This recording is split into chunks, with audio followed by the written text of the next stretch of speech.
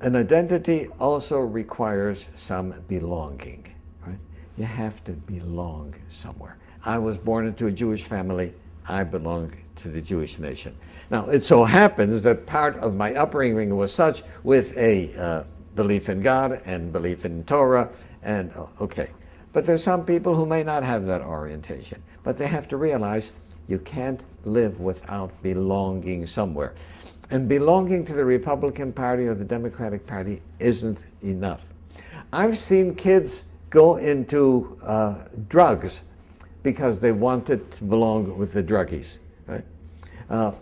I've seen people go into gangs to have an identity. I've seen people commit crimes, right, in order to have an identity. I'm a criminal. Right? What am I? I've got to be something. Right?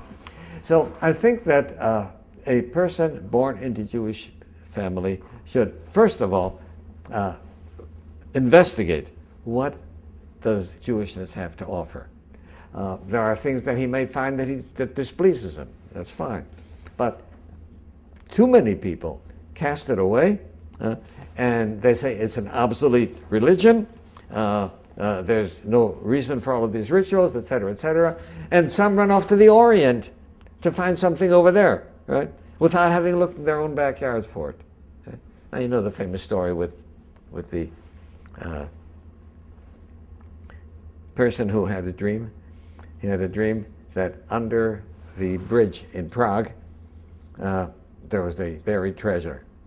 He was living in a little hut in some town in Russia, and he told his wife, "I've had this dream again and again. I got to go for that treasure." She said, "What are you, crazy? Got to follow a dream?"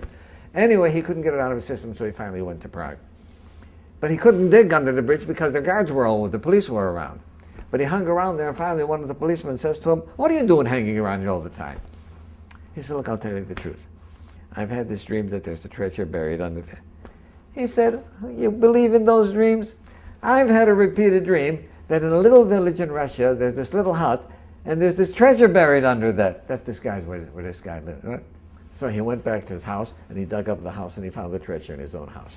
And the moral of the story is, you can always think that the treasure is someplace else. The treasure is right within you, right? But you have to look for it. And I think when people run off to the Orient to find exotic religions, before they've had a chance to investigate what is their birthright, what did they inherit from their, what is their heritage, I think it's a serious mistake. Right?